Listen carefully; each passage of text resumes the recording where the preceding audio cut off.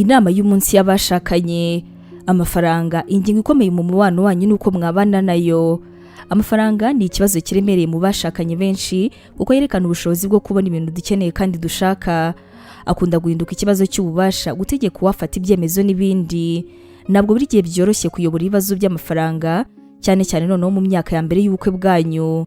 Uyu munsi rero tugiye gusuzuma inzira zimwe na zimwe zitandukanye hamwe n'uwo mwashakanye mushobora gukoresha ndetse no kubona uburyo bumwe ku byerekeranye n'imari yanyu ndetse n'amafaranga mu rugo rwanyu. Bwa mbere ni mubanze mwibaze muti, muri twe ninde ukwiriye gukoresha amafaranga? Ku bijyanye no gucunga imari, icyemezo cyiza kibakorera ibyiza nk'abashakanye. Ikintu cy'ingenzi cyane rero ni ukugirana ibiganiro byiza mukavugana muti, ni iki cyakorwa ngo n'amafaranga yacu acungwe neza? Ese muri twebwe ninde ukwiriye gufata igice kinini mu micungire y'amafaranga yacu? Ndetse ninde tubona neza yuko atazigera asesagura?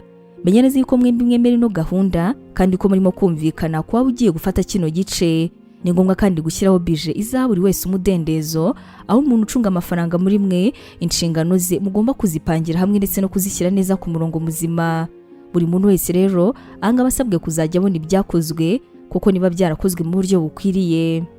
Icya kabiri ni gute twakwirinda kurwana muri aya mafaranga yacu. Niba igenzura ryawe ry'amafaranga risanzwe, reba uburyo ushobora gukumira ayo makimbirane adakenewe. Ese mufite uburyo mushaka gukoresha amafaranga yanyu kandi butandukanye? Ni iby'ingenzi rero kumenya aho mwembi muhagaze ndetse n'uburyo bwo gutwara amafaranga. Abantu bamwe bakunda gukoresha amafaranga, abandi bagakunda cyane kuyazigama.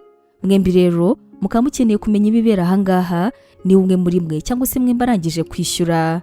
Ikindi rero ukeneye kwibaza uti, ukora iki mu gihe udashobora gukemura ikibazo cy'amafaranga hagati yanyu n'uwo mwashakanye? Hagati yawe n'uwo mwashakanye, iyo harimo umwe winjiza amafaranga menshi undi yinjiza make, iyo winjije make agize icyo abaza ku winjiza menshi hanyuma winjiza menshi akabyanga, uyu nguyu wa makeya ahita agereranya wa wundi winjiza menshi nk'umusuzuguye.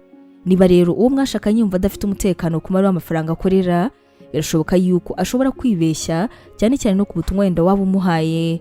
Niba rero wowe winjiza menshi cyane mu rugo rwanyu, ukwiriye kumva yuko ugomba kuba hafi umugore wawe cyangwa se umugabo wawe kugira ngo atazajya afata ibyo ushatse kuvuga nabi kandi nyamara atari cyo rwose wari ugamije.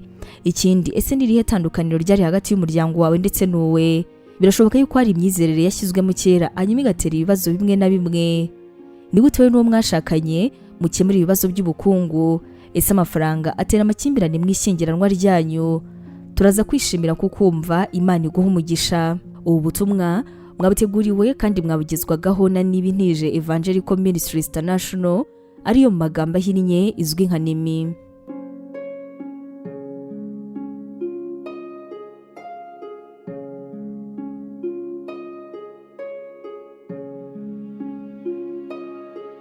Waba utekereza ko wahamagariwe gukora umurimo w'Imana? Wifuza inyigisho nyinshi se zisohoka buri munsi zagufasha mu buzima bwawe kandi zikagukomeza mu bibazo? Wumva wifuza kwiga teolojiya, ukamenya ijambo ry'Imana, intwaro yagufasha mu buzima? Duhereye kuri kino kibazo cya nyuma, niba igisubizo cyawe ari yego, ngufitiye inkuru nziza cyane.